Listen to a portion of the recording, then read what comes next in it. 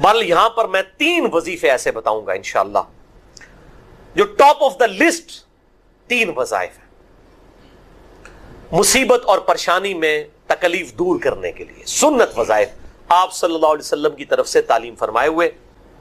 پہلا وظیفہ ہے یہ لا الہ الا انت سبحانک انی کنت من الظالمین کا۔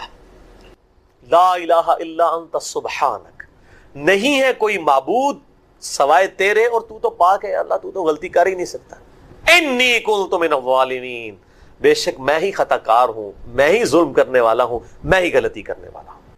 جامعہ ترمذی میں انٹرنیشنل نمبر کے مطابق 3505، مشکات میں 2292 نمبر یہ حدیث ہے، اور قرآن حکیم میں تو ہم پڑھ چکے ہیں سورۃ الانبیاء آیت نمبر 87 اور 88 میں آپ صلی اللہ علیہ وسلم نے ارشاد فرمایا کہ یونس علیہ السلام نے مچھلی کے پیٹ میں اپنے رب کو ان الفاظ کے ساتھ پکارا تھا، لا الہ الا انت سبحانک انی کنت من الظالمین، اور پھر آپ صلی اللہ علیہ وسلم نے فرمایا کہ جو کوئی شخص اپنے کسی بھی معاملے میں کسی بھی پریشانی میں اس دعا کے ذریعے اللہ کی طرف متوجہ ہو، اللہ تعالیٰ اس کی دعا کو قبول فرما لیتا ہے۔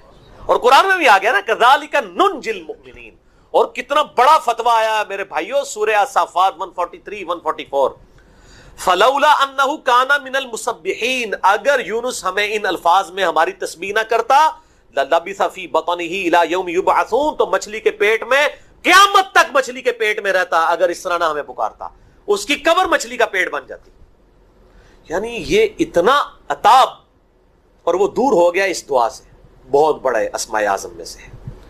تو یہ بہترین دعا، بہترین وظیفہ، اسماء اعظم میں سے بہترین چیز، اور سب سے بڑھ کر جو میں نے بات کی کہ بہترین استغفار، اللہ سے توبہ مانگنے کا بہترین ذریعہ۔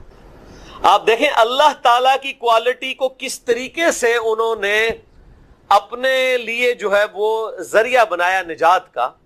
کہتے ہیں نا وہ کسی کی انسٹنکٹ پہ بات کرنا، کسی کی جبلت پہ، انہوں نے اللہ تبارک و تعالیٰ کی ایک خاص کوالٹی تھی جس کے ساتھ انہوں نے اللہ کی طرف دعا کی۔ وہ کیا؟ بڑی انٹلیکچوئل دعا ہے، لا الہ الا انت، اے اللہ تیرے سوا کوئی معبود نہیں ہے، یہ توحید کو پہلے نمبر پہ لے گئے۔ انت سبحانک، اے اللہ تو پاک ہے، تو غلطی کر ہی نہیں سکتا کیونکہ تو پاک ہے۔ انی کنت من الظالمین، میں تو انسان ہوں، میں تو غلطی کروں گا۔ اب جب اللہ تعالیٰ کو آپ اس طریقے سے کہیں گے اللہ تیرے کو تو غلطی نہیں ہوندی، میں تو بندہ آنا تو غلطی تو کراں گا، کیا زبردست انداز ہے اللہ کو پکارنے کا۔ اس پہ پھر نجات ہی ملنی تھی نا۔ اللہ تعالیٰ کی وہ کوالٹی انہوں نے ذکر کی ہے، اللہ میں تو بندہ ہوں نا تو غلطی کروں گا نا، تجھ سے تو غلطی نہیں ہونی، تو پاک ہے، غلطی تو میں نہیں کرنی ہے نا، تجھ سے تو ہو نہیں سکتی، جب میں کر بیٹھا ہوں تو معاف کر دینا۔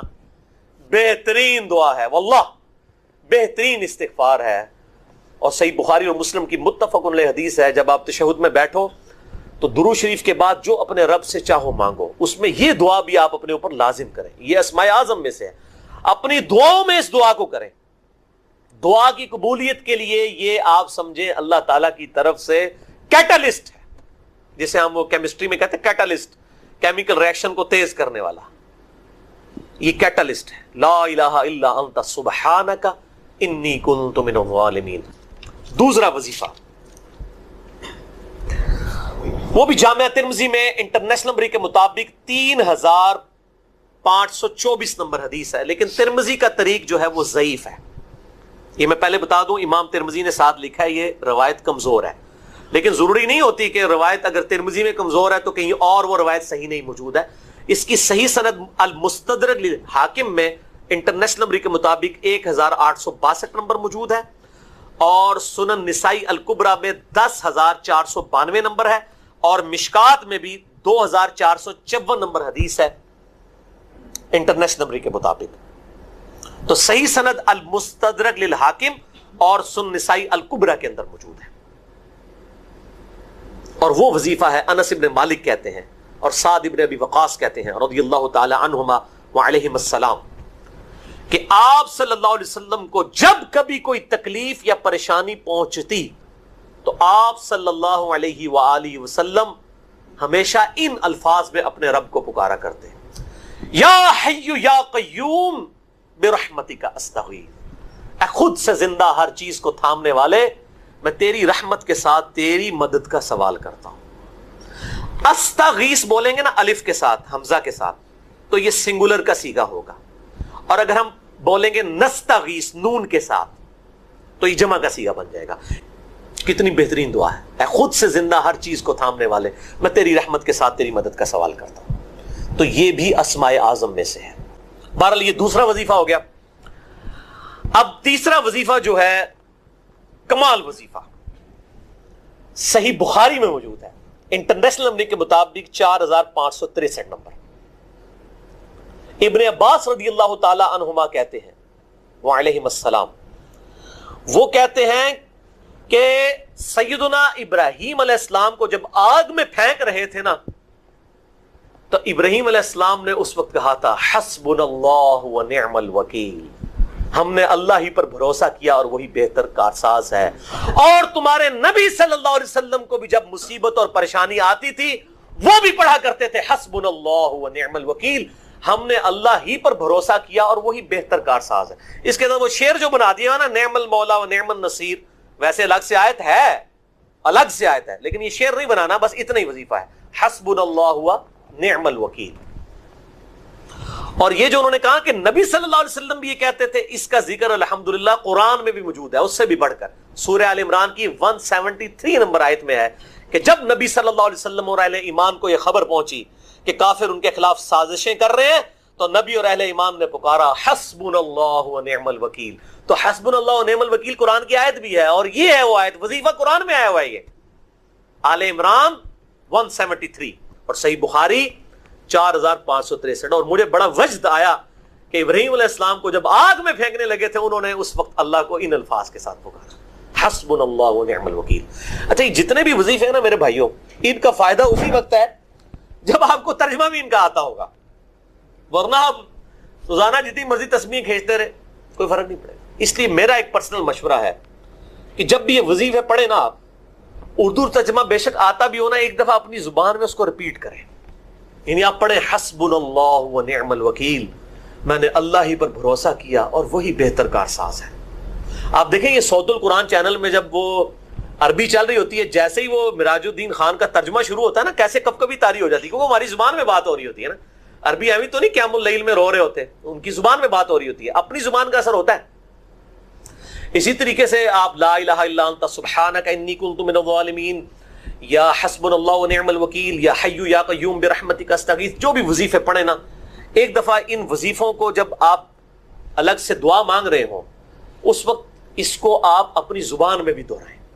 اور اس کے لیے کوئی تسبیح نہیں کھینچنے کی ضرورت کہ آپ نے اتنے 100 دفعہ پڑھنا ہے، تسبیح تو ویسے ٹھیک ہے، وہ آپ استعمال کر سکتے ہیں، لیکن آپ چلتے پھرتے اٹھتے بیٹھتے ہر وقت جس حالت میں بھی، اور صحیح مسلم میں حدیث ہے کہ یہ جو وظائف ہیں ان کے لیے تو کوئی وضو بھی کیا، غسل بھی پروٹوکول نہیں ہے۔ اب عائشہ کہتی ہیں نبی صلی اللہ علیہ وسلم حالت جنابت میں بھی اللہ کو یاد کر لیا کرتے تھے، صحیح مسلم میں حدیث موجود ہے، جنابت والے چیپٹر میں ہر حال میں اللہ کو یاد کرتے تھے۔ اور جو قرآن میں بھی دعائیں یا اذکار آئی ہیں نا، جب آپ حالت جنابت میں بھی اس کو کریں گے نا، تو اس پہ قرآن کا حکم نہیں لگے گا۔ تو جامعہ ترمذی اور ابو داؤد میں جو حدیث ہے کہ حضرت علی کہتے ہیں نبی صلی اللہ علیہ وسلم کو حالت جنابت کے علاوہ کوئی اور حالت قرآن پڑھنے سے مانے نہیں ہوتی تھی، تو اس سے مراد قرآن کی تلاوت ہے۔ اگر قرآن کی دعائیں جیسے ہیں بسم اللہ الرحمن الرحیم، یہ بھی تو قرآن ہے، سبحان اللہ بھی تو قرآن ہے، الحمدللہ بھی تو، یہ اذکار جو ہے نا، جب آپ اذکار کی نیت سے پڑھ رہے ہوں گے پھر یہ قرآن نہیں شمار ہوں گے، ذکر شمار ہوں گے، اور اس کے لیے نہ وضو پروٹوکول ہے اور نہ غسل کا ہونا ضروری ہے، ہر حال میں اللہ کو یاد کریں۔ بخاری اور مسلم دونوں میں حدیث ہے کہ اللہ کا ذکر کرنے والا زندہ کی مثل ہے اور ذکر نہ کرنے والا مردہ کی مثل ہے، یعنی وہ زندہ لاش ہے جو اللہ کا ذکر نہیں کرتا۔ جامعہ ترمذی میں حدیث ہے، ایک صحابی حاضر ہوئے، یا رسول اللہ مجھے کوئی ایسی نصیحت کریں کہ اس کے بعد مجھے کسی چیز کی ضرورت نہ رہے۔ نبی علیہ السلام نے کہا کہ تیری زبان ہر وقت اللہ کے ذکر سے تر ہے، بس یہ نصیحت تھی، یعنی صرف نماز کی حد تک نہیں، عام حالت میں۔ اچھا، ذکر کے لیے زبان ہلانا بھی ضروری نہیں ہے، دل میں بھی ذکر ہو سکتا ہے، اللہ کو یاد کرنا بھی ذکر ہے، غور و تفکر کرنا بھی ذکر ہے۔ اصل چیز ہے گاڈ اورینٹڈ ہو، بخاری مسلم میں حدیث ہے، جب تم نماز پڑھ کے اسی جگہ پہ بیٹھے رہتے ہو نا جہاں پہ نماز پڑھی تھی، اسی مصلی کے اوپر، جب تک وضو نہیں ٹوٹتا نا، کچھ ذکر نہ بھی کرو تب بھی فرشتے دعائے رحمت تمہارے لیے کرتے رہتے ہیں۔ حتیٰ کہ بخاری مسلم میں آیا کہ جو شخص نماز کے انتظار میں ہے نا، اللہ تعالیٰ اسے بھی نماز کے اندر ہی شمار کر لیتا ہے۔ دیکھیں اللہ تعالیٰ کی رحمت ہے، یعنی یہ تو ایک نہ ختم ہونے والا سلسلہ ہے۔ بخاری مسلم دونوں میں حدیث ہے، میں اپنے بندے کے گمان کے قریب ہوں جیسا کہ میرے بارے میں گمان کرے۔ جب وہ مجھے دل میں یاد کرتا ہے میں اسے دل میں یاد کرتا ہوں، جب وہ مجھے کسی مجلس میں یاد کرتا ہے نا تو میں اس سے بہتر مجلس میں اسے یاد کرتا ہوں، جب وہ میری طرف ایک بالش بڑھتا ہے میں اس کی طرف ایک ہاتھ بڑھتا ہوں، جب وہ میری طرف چل کے آتا ہے میں اس کی طرف دوڑ کر آتا ہوں۔ تو یہ حدیث قدسی ہے بخاری مسلم دونوں میں، اور اسپیسیفکلی یہ قرآن حکیم کی درس و تدریس کے حوالے سے ذکر ہوا تھا کہ ایسی مجلس میں فرشتے حاضر ہوتے ہیں، اور جب اللہ کے پاس جاتے ہیں، حالانکہ اللہ جانتا ہے، پھر بھی پوچھتا ہے کہ میرے بندوں کے پاس گئے تھے کس حالت میں پایا، وہ بتاتے ہیں یہ حالت تھی۔ پھر اللہ تعالیٰ پوچھتے ہیں مجھ سے کیا مانگ رہے تھے، فرشتے بتاتے ہیں کہ بندے جنت مانگ رہے تھے۔ اللہ تعالیٰ پوچھتا ہے کیا جنت دیکھی انہوں نے، کہتے ہیں نہیں، اگر دیکھ لیتے تو اس سے بھی زیادہ مانگتے۔ اور کیا کہتے تھے، جہنم سے آزادی مانگ رہے تھے، کیا جہنم دیکھی میرے بندوں نے، نہیں، اگر دیکھ لیتے اس سے بھی زیادہ اشد و سے مانگتے۔ اللہ تعالیٰ فرماتا ہے تم گواہ ہو جو میں نے سب کو معاف کر دیا۔ اچھا، وہ فرشتے کہتے ہیں یا اللہ ایک بندہ ایسا تھا جو ویسے ہی وہاں پہ آ گیا تھا، اس کی نیت نہیں تھی لیکن وہ ان کی مجلس میں بیٹھا تھا۔ اللہ تعالیٰ فرماتا ہے کہ یہ لوگ ہی ایسے ہیں کہ جو ان کی مجلس میں بھی بیٹھ جائے نا ان کو بھی میں نے بخش دیا۔ وہ جو کہہ رہے ہوتے ہیں نا غوث پاک کے درس میں بھی اگر کوئی بیٹھ گیا، کہانیوں میں نہیں میرے بھائی، درس قرآن میں، وہ چاہے غوث پاک دے رہے ہو یا کوئی انجینئر پاک دے رہے ہو یا کوئی ڈاکٹر پاک دے رہے ہو، اگر اخلاص کے ساتھ کوئی اللہ کا ذکر کر رہا ہے، خالص توحید بتا رہا ہے، قرآن و سنت کی تعلیمات بتا رہا ہے، اس کی مجلس میں بیٹھنے والے کے لیے جنت کا راستہ آسان ہو جائے گا۔ وہ تو حدیث ہے صحیح مسلم کے اندر کہ جو علم کے راستے پہ چلتا ہے اللہ تعالیٰ جنت کا راستہ اس کے لیے آسان کر دیتا ہے۔ یہ تو بالکل اسٹیبلش چیز ہے۔ تو یہ ذکر ایسا معاملہ ہے کہ کوئی دل میں بھی یاد کرتا ہے نا، اللہ اس کو پھر دل میں یاد کرتا ہے۔ فَاذْكُرُونِي أَذْكُرْكُمْ، یہ تو قرآن میں سورۃ البقرہ میں ہے، اے میرے بندے مجھے یاد کر میں تیرا ذکر کروں گا، اور اس سے بہتر مجلس میں کروں، فرشتوں کی مجلس میں کروں۔ اور انسان کی کتنی خوش نصیبی ہے کہ انسان اللہ کو یاد کرے، اللہ تعالیٰ اس کے رسپانس میں اسے یاد کرتا ہے۔ انسان کا اللہ کو یاد کرنا یہ چھوٹی چیز ہے، اللہ کا اپنے بندے کو یاد کرنا یہ بڑی چیز ہے۔ سنن ابن ماجہ میں حدیث ہے، اور یہ تعلیقاً امام بخاری بھی یہ حدیث لے کے آئے ایک چیپٹر کی ہیڈنگ میں، اور یہ اتنی رکت انگیز حدیث ہے کہ اس حدیث کو میں نے اپنے اسکار کارڈ میں بھی شامل کیا ہے کہ میں اپنے بندے کے ساتھ ہوتا ہوں اس وقت جب وہ میرا ذکر کر رہا ہوتا ہے اور اس کے ہونٹ میرے ذکر کی وجہ سے ہل رہے ہوتے ہیں۔ زبان سے ذکر کرنا یہ سب سے افضل ذکر ہے، کیونکہ اس میں آپ کی زبان، اعضاء، دل، دماغ سب کچھ شامل ہو جاتا ہے۔ دل میں بھی ذکر کرنے کا ثواب ہے لیکن زبان سے کرنا افضل ہے۔ اسی لیے آپ دیکھیں جو آبلیگیٹری چیزیں ہیں وہ اللہ تعالیٰ نے زبان کے ساتھ جوڑ دی ہیں، یعنی نماز آپ دل میں نہیں پڑھ سکتے، زبان سے پڑھنی ہے، اور کم از کم اتنی آواز سے کہ وہ خود آپ محسوس کر رہے ہو۔ محسوس سے مراد یہ نہیں ہے کہ 10 نمازی دیر تک سن رہے ہیں، نہیں، محسوس سے مراد ہے کہ آپ کو فیل ہو رہا ہے کہ آپ کو اپنی زبان سے پڑھ رہے ہیں۔ اس طریقے سے جانور قربان کرنا ہے تو تکبیر اتنی آواز سے کہنی ہے کہ آپ کے کان خود سن رہے ہو۔ جو آبلیگیٹری چیزیں وہ اللہ تعالیٰ نے زبان کے ساتھ جوڑی ہوئی۔ زبان کا ذکر بہرحال دل کے ذکر سے افضل ہے۔ باقی ریاکاری والا جو ایشو ہے وہ ہر شخص کا ایک پرسنل معاملہ ہے، کسی کے اوپر ہم فتویٰ نہیں لگاتے، لیکن جو اللہ تعالیٰ نے آبلیگیٹری نمازیں رکھ دی ہیں وہ تو اتنی اعلانیہ رکھی ہوئی ہیں کہ خود بخود ریاکاری کا چانس ہے، تو وہ ریاکاری نہیں ہے۔ بعض اوقات شیطان کسی کو وسوسہ دلاتا ہے میں جماعت سے نماز پڑھوں گا یا مسجد میں زیادہ دیر بیٹھوں گا تو باقی لوگ کہیں گے کہ جی یہ لوگ بڑا نیک ہو گیا ہے تو اس سے میرے دل میں تکبر آ جائے گا۔ یہ شیطانی وسوسہ ہوتا ہے نہ، اس طرح نہیں سوچنا کبھی بھی، آپ نے خالص رہنا ہے۔ صحیح مسلم میں حدیث ہے، صحابہ کرام نے کہا یا رسول اللہ بعض اوقات ہم نیکی کا کوئی کام کرتے ہیں حالانکہ پوری نیک نیتی سے کر رہے ہوتے ہیں، یہ نیت نہیں ہوتی کہ لوگ ہماری تعریف کریں، لیکن پھر بھی لوگ تعریف کر دیتے ہیں اور وہ ہمیں اچھی بھی لگتی ہے. ظاہر ہے تعریف کسے بری لگتی ہے. تو کیا یہ ریاکاری ہے؟ آپ نے فرمایا نہیں، یہ ریاکاری نہیں ہے، بلکہ یہ دنیا میں اللہ تعالیٰ کا انعام ہے اپنے بندے کے لیے کہ کسی بندے کی تعریف کوئی کرتے. لیکن دوسری طرف نبی علیہ السلام نے اس بندے کے لیے یہ کہا ہے کہ کسی کے منہ پہ ایسی تعریف نہیں کرنی ہے کہ وہ تکبر کے اندر مبتلا ہو جائے. جس کی ہو رہی ہے اس نے خواہش کا اظہار نہیں کرنا کہ لوگ میری تعریف کریں. تو یہ باریک سے فرق ہوتے ہیں جس کی وجہ سے بعض اوقات شیطان، میں نے کئی لوگوں کو سنا ہے کہ جی ہم نے داڑھی رکھ لی تو پھر لوگ مسائل پوچھیں گے، لوگ ہمیں نیکوکار کہیں گے، اس لیے جی ہم داڑھی نہیں رکھ رہے. پھر وہ قرآن و حدیث سے سب سے بڑی دلیل دینا شروع کر دیتے ہیں جی ڈاکٹر اقبال کی بھی داڑھی نہیں تھی. قرآن و حدیث ان کے نزدیک یہ ہے کہ ڈاکٹر اقبال کی داڑھی نہیں تھی، اور پوری زندگی ڈاکٹر اقبال کو یاد کرتے کرتے مر جاتے ہیں. اللہ کے نبی علیہ السلام کو پس پش ڈال دیتے ہیں. کئی لوگ ہیں وہ کہتے ہیں کہ جی وہ جی ہاں نبی علیہ السلام خواب میں زیارت کروا کے خود منو ایک بار بھی کہہ دینا میں داڑھی رکھ لینی ہے. تو میں ان کو کہتا ہوں وہ 1400 سال پہلے کہہ کے گئے ہیں بھائی. اور اس سے بھی بڑھ کر اللہ قرآن میں کہہ گیا سورہ النساء کی آیت نمبر 119 کہ یہ شیطان کا راستہ ہے، کہ شیطان کہے گا. اس نے یہ وعدہ کیا تھا اپنے رب کے ساتھ وَلَآمُرَنَّهُمْ فَلَيُغَيِّرُنَّ خَلْقَ اللَّهِ، اے اللہ میں تیری مخلوق کو ابھاروں گا کہ وہ تیری بنائی ہوئی تخلیق کو بدل دیں گے. تو یہ تخلیق اللہ نے دی تھی مرد کے لیے. اتنی داڑھی رکھنا کہ جسے عرف عام میں داڑھی کہا جائے یہ مرد کے لیے اوبلیگیٹ. تو ہر بندے نے کوئی نہ کوئی اپنے لیے لیم ایکسکیوز رکھا ہوا ہوتا ہے.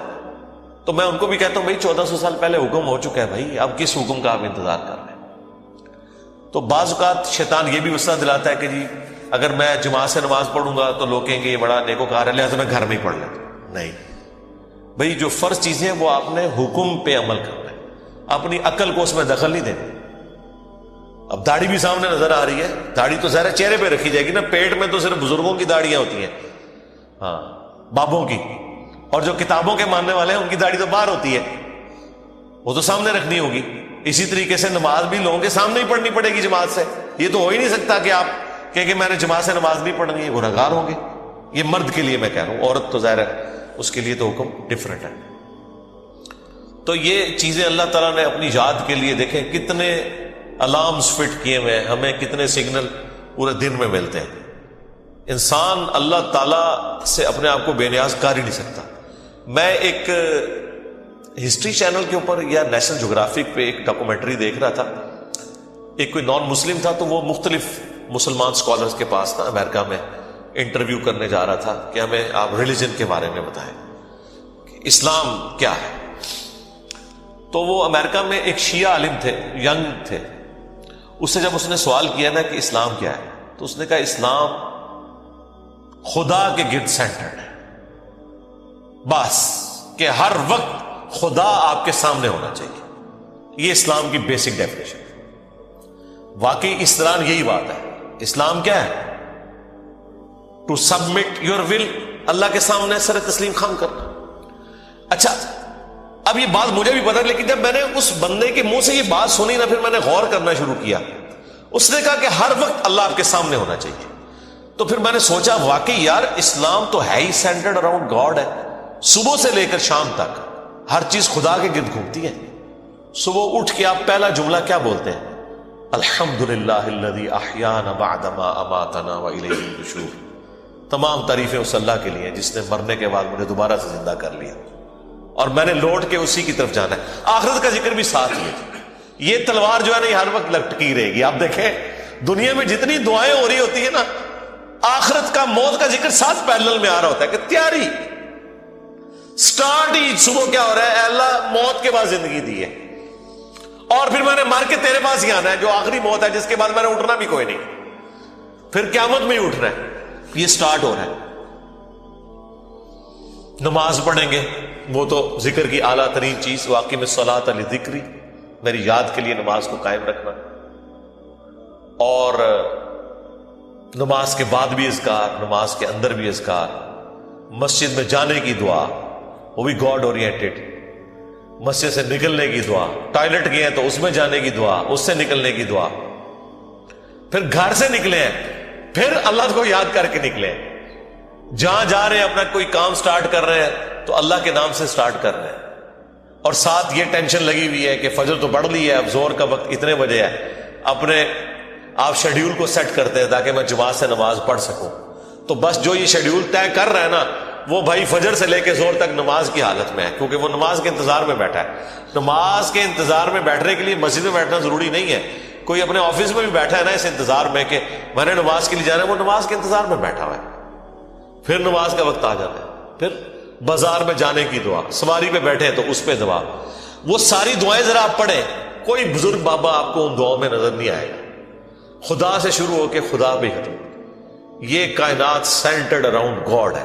ہماری زندگی کا مقصد خدا کی پہچان ہے، انبیاء کے دنیا میں آنے کا مقصد خدا کی پہچان ہے، ہر چیز خدا کے گرد گھومتی ہے۔ یہ اصل میں اللہ کو مطلوب انسان ہے جو سینٹرڈ اراؤنڈ گاڈ۔ تو آپ اس کے ذرا ٹیسٹ کو فیل کریں۔ الذین آمنوا، جو لوگ ایمان لائے، وتطمئن قلوبہم بذکر اللہ، اور مطمئن ہوتے ہیں ان کے دل اللہ ہی کی یاد سے۔ الا بذکر اللہ تطمئن القلوب، آگاہ ہو جاؤ کہ دلوں کا سکون ہے ہی اللہ کی یاد میں۔ یہ اللہ تعالیٰ نے سکون رکھے اس کے اندر۔ سکون سے مراد یہ نہیں ہے کہ دنیا میں آپ کو کوئی پریشانی نہیں آئے گی، اگر یہ مطلب ہو تو انبیاء کرام نے تو سب سے زیادہ بے سکونی دیکھی، ہر آزمائش اللہ تعالیٰ نے ان کے اوپر ڈالی ہے اور وہ ثابت قدم رہے۔ مراد یہ کہ اگر کوئی آزمائش آئے گی تو وہ برداشت کرنا آسان ہو جائے گی۔ پھر دنیا حسنہ کیا ہے کہ دنیا میں اگر تکلیف بھی آئے تو صبر آ جائے گا کہ اللہ کی مرضی، انا للہ و انا الیہ راجعون۔ دیکھیں تکلیف میں بھی آپ کو یہ دعا سکھا دی گئی، ادھر بھی موت ہے، اے اللہ ہم تیری طرف سے آئے تھے، ہم نے بھی تیرے پاس ہی آ جانا ہے واپس، تو یہ تکلیف جو آئی ہے نا، یہ بھی تو ایک نہ ایک دن ختم ہو جانی ہے۔ بڑی سے بڑی تکلیف بھی اس دن تو ختم ہو جانی ہے جس دن انسان کو موت آنی ہے۔ بیمار تھا تو جب بندہ ہی ختم ہو گیا تو بیماری بھی ختم ہو گئی۔ تو دیکھیں ہر جگہ گاڈ اورینٹڈ، اللہ کی طرف متوجہ رہنا۔ تو اس کے لیے اللہ تعالیٰ نے آپ کو پورا جو شیڈیول دیا ہوا ہے۔ ابھی تو یار ان لوگوں نے ہماری نمازوں کے مزے خراب کر دیے میں، کاش آپ کے اوپر وہ دریچہ کھل جائے جو ایک بند دریچہ ہے، وہ سال میں ایک دفعہ کھلتا ہے قیام اللیل کی شکل میں۔ لیکن اگر آپ امیجن کریں کہ دنیا میں جتنی بھی مساجد ہیں ان کے اندر جہری نمازوں میں قرآن الف لام میم سے شروع ہو کے یا سورہ فاتحہ سے شروع ہو کے والناس تک پورا سال چلے، ایک ایک رکوع، ایٹ لیسٹ ایک ایک رکوع، کتنا ٹائم لگ جائے گا؟ اگر یہ نماز 7 منٹ میں ختم کرتے ہیں وہ 20 منٹ میں ہو جائے گی یا 15 منٹ میں۔ ایک رکوع مغرب کے اندر پہلی رکعت میں، دوسرا رکوع مغرب کی دوسری رکعت میں، پھر عشاء کی رکعت میں اس سے اگلے والا رکوع، اور اس کی دوسری رکعت میں اس سے اگلا، اور اس طریقے سے فجر میں۔ یہ 6 رکعتیں جو ہیں آپ کی جہر، 2 مغرب، 2 عشاء اور 2 فجر، ان میں قرآن پورے سرکل میں چلتا رہے۔ آپ کو عربی آتی ہے نہیں آتی اس سے کوئی فرق نہیں پڑتا، آپ کا سمارٹ فون آپ کے ہاتھ میں ہو اور ترجمے والا قرآن آپ نے اس پہ کھولا ہوا ہو۔ میں نے تو اس کا ثبوت بھی دے دیا بخاری سے کہ ذکوان تابعی حضرت عائشہ کا غلام تھا جو انہیں قیام اللیل رمضان میں کروایا کرتا تھا، وہ حافظ نہیں تھا تو وہ مصحف ہاتھ میں پکڑتا تھا، اما عائشہ اس کے پیچھے رمضان کا قیام کرتی تھی۔ اس کا مطلب ہے سننے میں زیادہ آسانی اور مزہ آتا ہے بجائے خود پڑھنے کے۔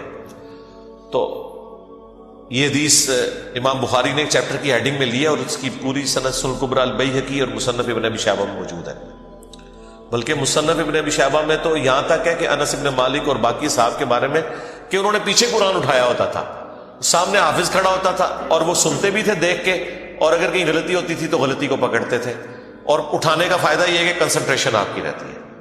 انہوں نے کتنا ظلم کیا کہ ہم سے قرآن چھین لیا۔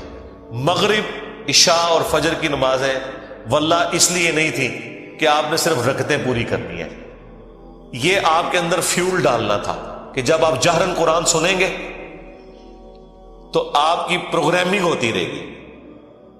ہم کیا سنتے ہیں؟ وہی رٹی رٹائی آخری 10 صورتیں یا چند صورتوں کی آخری آیات، سورہ بقرہ کی آخری آیات، سورہ حشر کی آخری آیات، وہی جو مولویوں نے رٹی ہوئی ہے۔ یار اگر حافظ قرآن نہیں بھی آپ کا امام مسجد، کوئی مسئلہ نہیں، وہ مصحف اٹھا کے پڑھ لے، کوئی مسئلہ نہیں، قرآن دیکھ کے تو پڑھنا اس کو آتا ہے نا، قاری ہے، مصحف اٹھا کے پڑھے۔ لیکن آپ ذرا امیجن کریں کہ آپ کی نماز کا لیول کیا ہوگا کہ آپ کو اگلی نماز کا انتظار رہے گا کہ بھئی، اور آپ یہ کوشش کریں گے کہ آپ کی نماز نہ چھوٹے، وہاں سے رکوع اگلا سٹارٹ۔ بلکہ میں تو کہتا ہوں گورنمنٹ لیول پہ یہ ہونا چاہیے کہ ایک اجتماعی نظم کوئی قائم کرے، اجتماعی نظم ہو پورے ملک میں، عید کی رات کو اگلا قرآن سٹارٹ ہو جائے، گورنمنٹ کی طرف سے شیڈیول ہو کہ بھئی اب یہ اگلا قرآن سٹارٹ ہو گیا، اتنے رکوع ہیں، 6 رکوع کور ہوتے ہیں نا، اگر آپ 6 جہرن رکھتے رہیں تو آلموسٹ کوئی 520 کے قریب رکوع بنتے ہیں، ان کو ڈیوائڈ کر لیں تو پورے ملک کے اندر ختم قرآن بھی ایک ہی دن ہو رہا ہو، شمسی اعتبار سے رکھ لیں، تاکہ کوئی شخص دوسرے شہر میں بھی چلا گیا ہے اسے یہ یقین ہو کہ ہاں جی میں فلاں مسجد میں جاؤں گا تو شیڈیول ایک ہی چل رہا ہے۔ یہ ہم نے دنیاوی کئی معاملات میں اپنے آپ کو مینج کیا ہوا ہے اس طریقے سے۔ دیکھ لیں KFC آپ امریکہ سے کھائیں، آپ سعودیہ سے کھائیں، آپ جیلوں میں بیٹھ کے کھائیں، آپ کی آنکھوں میں پٹی بندھی ہوئی ہو، آپ کھا کے بتا دیں گے کہ آپ KFC کا چکن کھا رہے ہیں، اس سے قطع نظر کہ آپ دنیا میں کہاں بیٹھے ہوئے ہیں۔ 66,000 آؤٹ لیٹس ہیں ان کی دنیا میں، یہ بھی پرانا فگر ہے، اب تو پتہ نہیں اس سے زیادہ ہی نہ ہوگی ہو، ایک ذائقہ دیا نا پوری دنیا کے اندر انہوں نے۔ اس طرح کے کئی شیڈیول ہیں، اور اگر یہ تھوڑی سی ایفرٹ پٹ کر لی جائے تو سرکار آپ کو کوئی اپنے بچوں کو توحید سکھانے کی ضرورت نہیں ہے، توحید خود بخود وہ سیکھ جائیں گے، پورے دورہ قرآن بھی نہیں ہوگا، انہیں پتہ چل جائے گا کہ سب کچھ فراڈ چل رہا ہے، قرآن تو کوئی اور ہی بات کرتا ہے۔ یہی وجہ ہے کہ جو غیر مسلم ملکوں میں لوگ جاتے ہیں نا، وہاں جب ان کا نان مسلم لوگوں سے واسطہ پڑتا ہے تو پھر ان کو بھی تھوڑی شرم آتی ہے کہ یار وہ جب پوچھتے ہیں ہاں جی اسلام کیا ہوگا، ہم تو پتہ ہی کچھ نہیں، پھر قرآن ترجمے سے پڑھتے ہیں تو آپ دیکھتے ہیں کہ یہاں داڑھی بھی نہیں ہوتی، وہاں سے داڑھی بھی رکھ کے آ جاتے ہیں، نماز بھی شروع کر دیتے ہیں، قرآن بھی پڑھ لیتے ہیں اور گمراہ بھی ہو جاتے ہیں۔ یعنی ادھر والوں کی نظر میں وہ کہتے ہیں ارے یہ کیا کہانیاں تم لوگوں نے، دین قرآن میں تو یہ کچھ اور لکھا ہوا ہے۔ تو اگر یہ شیڈیول گورنمنٹ کر دے، یہ کوئی مشکل کام ہے مجھے بتائیں؟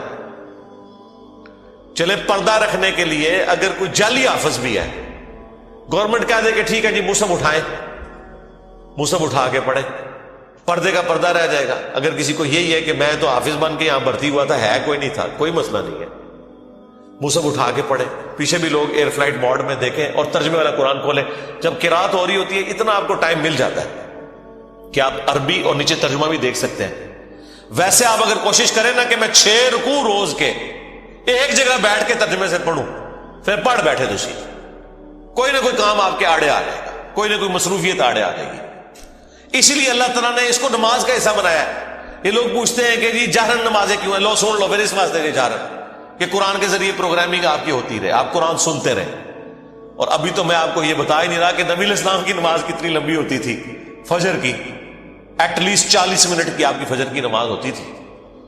جی ہاں، میں تو ایک ایک رکوع کی بات کر رہا ہوں، وہاں تو پاؤ یا آدھا پارا پڑھنے کی بات ہے یا پارا پڑھنے کی بات ہے، چلے وہ نہیں ہے، ایک رکوع بھی کسی کی ہدایت کے لیے کافی ہے بھائی۔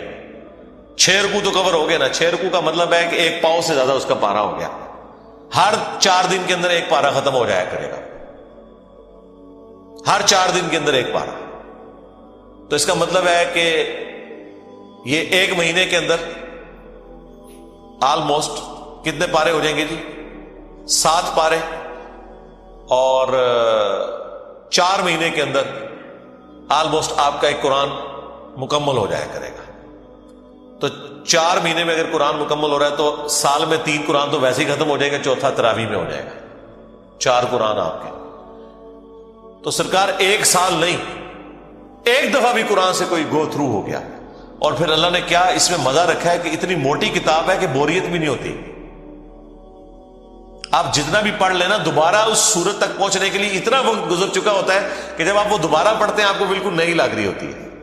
اگر یہ چھوٹی سی کتاب ہوتی ہے تو 2-4 بار پڑھ کے کوئی بوریت والا معاملہ ہو جاتا، لیکن اللہ تعالیٰ نے یہ چیز بھی رکھی، اتنی موٹی کتاب، اور ایک ایک سورت میں ایسی ملٹی ڈائریکشنل چیزیں رکھ دی ہیں، واقعات علیحدہ سے رکھ دیے، حکمت کی باتیں الگ سے رکھ دی، آخرت کا ذکر علیحدہ سے رکھ دیا، ہر اعتبار سے اس میں ٹیسٹ رکھا۔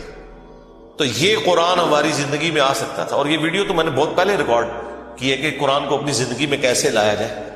میرے نزدیک تو اس کے علاوہ کوئی چارہ نہیں. یاد رکھیں جو چیز آپ اپنی روٹین میں لانا چاہتے ہیں نا کہ آپ اسے روزانہ کریں, تو پھر آپ اسے زندگی کی اس چیز کے ساتھ جوڑ دیں جس کے اوپر آپ کی زیرو ٹالرنس ہے, تو وہ آپ کی زندگی کا حصہ بن جائے گی. مثلا بڑے لوگ پوچھتے ہیں بڑی کوشش کی تھی 1 مہینے تک واک کرتے رہے فجر کے بعد, بس پھر بعد میں نہیں واک ہو سکی جی, ٹائم ہی نہیں ملتا. تو میں ان کو کہتا ہوں آپ اس کو اپنی روٹین میں جوڑیں. روٹین آپ کی کیا ہے؟ نماز مسجد میں جا کے پڑھتے ہو, ہاں جی, بس موٹر سائیکل نہیں اب لے کے جانا, پیدل جانا ہے مسجد میں. فجر کی نماز کے لیے بھی پیدل جانا ہے. اپنی روٹین میں آپ جانا ہی جانا ہے. اگر مسجد 15 منٹ کی مسافت کے اوپر ہے, چاہتے نہ چاہتے 15 منٹ کی آپ کی واک ہو جائے گی, اور اس کو آپ کو یاد کر کے نہیں کرنا پڑے گا, سوائے اس کے کہ آپ نے جانا ہے تو آپ نے پیدل جانا ہے. یا عشاء کے وقت آپ ٹائم رکھنا چاہتے ہیں تو اپنی واک کا ٹائم وہ رکھ لیں, اور 5 نمازیں پیدل جا کے پڑھیں, تو آپ ذرا کیلکولیٹ کریں ہر نماز کے ساتھ جانے اور آنے میں آپ کی واک اٹیچ ہو جائے گی, کیونکہ آپ نے روٹین کا حصہ بنا لیا ہے. جو انسان کو اسپیشل کام کرنا پڑتا ہے نا, اس میں انسان کو تردد ہوتا ہے. لیکن جو انسان اپنی روٹین میں شامل کر لیتا ہے, بس یہ قرآن بھی میں کہتا ہوں آپ اپنی روٹین میں شامل کریں. اور اس کو شامل کرنے کا طریقہ یہی ہے کہ فرض نمازوں میں امام مسجد کی منت مارنی پڑے, کوئی مٹھی گرم کرنی پڑتی ہے اس کی, کریں اسے کہ بھائی یار چل کچھ نہیں تو فجر میں تو شروع کر یار, مغرب عشاء میں نہیں کر سکتا. میں آپ کو بتاؤں ہمارے اسلام آباد میں پنڈی میں ایک مسجد ہے, وہ روٹین کے ساتھ پچھلے کئی سالوں سے ان کی فجر کی نماز میں آلموسٹ 1 پاؤ قرآن کور کرتے ہیں, اور پورا سال ان کا قرآن چلتا رہتا ہے. سب کو پتا ہوتا ہے کل یہاں سے شروع ہونا ہے, لوگ پڑھ کے آتے ہیں گھر سے بھی, ایک وہ اس کا ٹیسٹ فیل کرتے ہیں. تو یہ تو مسلسل آپ کی روٹین میں جب قرآن آئے گا تو یہ وہ ساری گناہ, وہ ساری برائیاں جن کو چھوڑنے کے لیے آپ کو ایک ایفرٹ پٹ کرنی پڑتی ہے, وہ آٹومیٹکلی آپ کی زندگی سے نکلتی چلی جائے گی. جس طرح آپ نے دیکھا کہ بعض لوگ ایسے ہوتے ہیں بڑی ان کی شاہانہ زندگی ہوتی ہے, لیکن کبھی ان کے اوپر کوئی غم کی کیفیت ٹوٹتی ہے, بالکل بھی زندگی میں سادگی آ جاتی ہے, پھر آہستہ آہستہ وہ دنیا سے ریٹائر ہونا شروع ہو جاتے ہیں. ایک غموں کا پہاڑ گرتا ہے, آخرت اورینٹڈ ہو جاتے ہیں آہستہ آہستہ آہستہ آہستہ. اگر آپ خدا کے ساتھ اٹیچ ہو جائیں گے, قرآن کے ساتھ اٹیچ ہو جائیں گے, تو ایٹ لیسٹ گناہ کا تو تصور بھی دور کی بات ہے, آپ اس طرف جانے کا سوچیں گے بھی نہیں, کیونکہ ہر وقت یہ آخرت کی یاد دلانے والی چیز آپ کے سر کے اوپر لٹکتی رہے گی. قرآن کی تلاوت سے دلوں کا زنگ کیوں دور ہوتا ہے؟ آخرت اورینٹڈ ہوتا ہے. تلاوت سے اس لیے کہ آپ جب قرآن کی تعلیمات کو سمجھیں گے, ذرا عربیوں کو تو تلاوت ہی کہنا تھا نا, انہوں نے تو ترجمہ نہیں کرنا تھا نا, اور تلاوت کا ایک معنی فالو کرنا بھی ہوتا ہے. ایک ہوتا ہے قرات کرنا اور ایک ہے اس کے پیچھے پیچھے چلنا. تو یہ ترجمے والا قرآن اسمارٹ فون نے تو زندگی آسان کر دی ہے. میں کہتا ہوں اس سائنس نے ہماری دنیا تو آسان کی ہے, جو ہماری آخرت آسان کرتی ہے. آپ امیجن کریں اس یوٹیوب کی برکت سے صدیوں میں جتنے لوگوں نے توحید قبول کی ہے, چند سالوں میں ہمارے پلیٹ فارم سے کر لی ہے, جو امید ہی کوئی نظر نہیں آ رہی تھی. اور یہ آپ نہ سمجھیں یہ لوگ ہیں, یہ نسلیں ہیں. ہاں آپ ان کو ملٹی پلائی کریں تو یہ ساری سائنس کی برکت ہے. آج دین کتنا سیکھنا آسان ہے, اور اس پہ عمل کرنے کے لیے آپ کو موٹیویٹ کرنے کے لیے کتنے والنٹیئر اویلیبل ہیں اگر آپ خدا کے ساتھ کمیٹڈ ہیں. اللہ تعالی ہمیں ہر وقت اپنی یاد میں رہنے کی توفیق دے. اللہ تبارک و تعالی اپنے ذکر پہ ہمیں استقامت دے. آج کی ہم قرآن کلاس کو اس دعا کے اوپر اہتمام کرتے ہوئے اینڈ کرتے ہیں. نبی الاسلام نے حضرت معاذ بن جبل سے فرمایا تھا, جامعہ ترمذی میں اور سنن نسائی میں حدیث ہے, اے معاذ میں تم سے محبت کرتا ہوں اور تمہیں نصیحت کرتا ہوں کہ ہر فرض نماز کے بعد اس دعا کو لازم کر لینا, اللہم اعنی علی ذکرک و شکرک و حسن عبادتک. ایک حدیث میں الفاظ ہے ربی اعنی علی ذکرک و شکرک و حسن عبادتک, اے اللہ میں تیری مدد مانگتا ہوں, میری مدد فرما اس بات پر کہ میں تیرا ذکر کروں, تیرا شکر کروں, اور بڑے احسن طریقے سے تیری عبادت کرتا رہوں, پورے پروٹوکول کے ساتھ. اس میں تو میری مدد فرما. اب دیکھیں یہ بھی اسی سے ریلیٹڈ چیز ہے. نماز پڑھ کے فارغ ہوئے ہیں اور نماز کے بعد یہ دعا کر رہے ہیں کہ اللہ میں تیرا ذکر کروں، تیرا شکر کروں اور احسن طریقے سے تیری عبادت کرتا رہوں، اس پہ تو میری مدد فرما. یعنی اللہ کی یاد، لا الہ الا انت سبحانک انی کنت من الظالمین، سورۃ الانبیاء میں آیا. اور اللہ تعالیٰ نے فرمایا سورہ الصفات میں کہ اگر یونس اس دعا کے ساتھ ہمیں یاد نہ کرتا، ہائے ہائے، تو پھر اسی دن مچھلی کے پیٹ سے نکالا جاتا جس دن کے مردے نکالے جائیں گے. یعنی قیامت تک، یعنی وہ مچھلی یونس کی قبر بن جاتی اگر وہ یہ دعا نہ کرتا. اس سے کئی رزلٹ نکلے.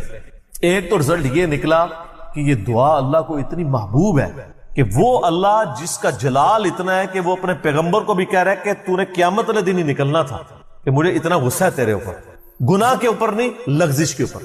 وہ غصہ بھی ٹھنڈا ہو گیا. اس لیے میں کہتا ہوں سب سے بیسٹ استغفار جو آئے ہیں ان میں سے ایک لا الہ الا انت سبحانک انی کنت من الظالمین ہے. اور جامعہ ترمذی میں حدیث ہے، جو شخص بھی یونس کی دعا کے ساتھ اللہ کی طرف متوجہ ہوا اللہ اسے محروم نہیں لوٹائے گا. یہ اسماء اعظم میں سے ہے.